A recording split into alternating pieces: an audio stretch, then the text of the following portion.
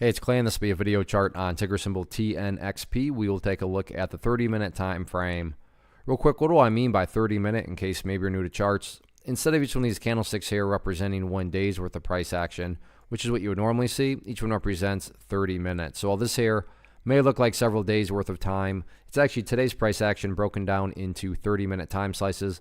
I like to this time frame. I think does a good job of telling the quote-unquote story of the price. And in this situation, makes mapping out a very logical question quite straightforward. And that question revolves around the fact that today the price made a great move. I mean, when you consider where the price was at the opening portions of the day and then where it ultimately closed, any rational person is going to say, yeah, the price certainly did make a very nice move on the day. But that does lead to the valid question now of, but is there any sort of true power behind this price movement? Is there any sort of genuine strength?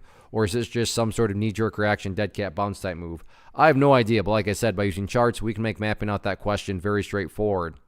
And to me, it all revolves around a single area, so making life, at least in my mind, pretty simple, assuming we can agree on some logic that I'm going to talk about. But that is right here at $2.90. Why is $2.90 important? Hopefully we can all agree on the logic that price movements with true power, with genuine strength, the price is going to progress forward. The price is not going to go back to where it was. I'm assuming you're saying, thanks, Captain Obvious. Of course, if a price movement has true power, it's not going to go back to where it was. That'd be a total contradiction. Exactly. So with that in mind, think about 290.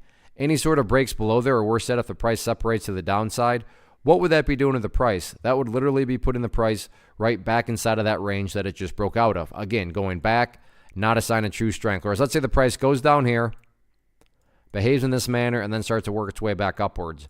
What would you have in this scenario? Well, you'd have a set of lows right here. You'd have those lows down there. If you envision each one of those as stair steps, well, hey, now you have stair steps progressing in the upwards direction. And again, that's the name of the game. That's what a truly strong move is going to do over time. It's going to make progress forward. And in this situation, I'm just defining and quantifying quote-unquote progress, again, as $2.90. What about areas of resistance going into Friday?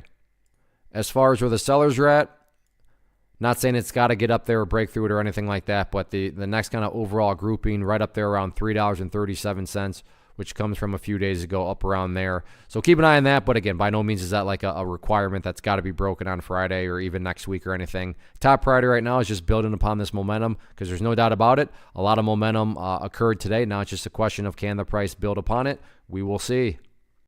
One of the biggest questions that I get is, hey Clay, how do you find the stocks that you trade? So what I've done is put together a free resource guide where I talk about the tools that I use to locate stocks that I find interesting and think may have potential. So if that sounds like something that could add value to you as a trader, then click on the image that is up on the screen right now and I will email you the guide. The guide itself is very short and to the point, and best part, it's completely free. Thanks for watching the video. Let me know if you have any questions.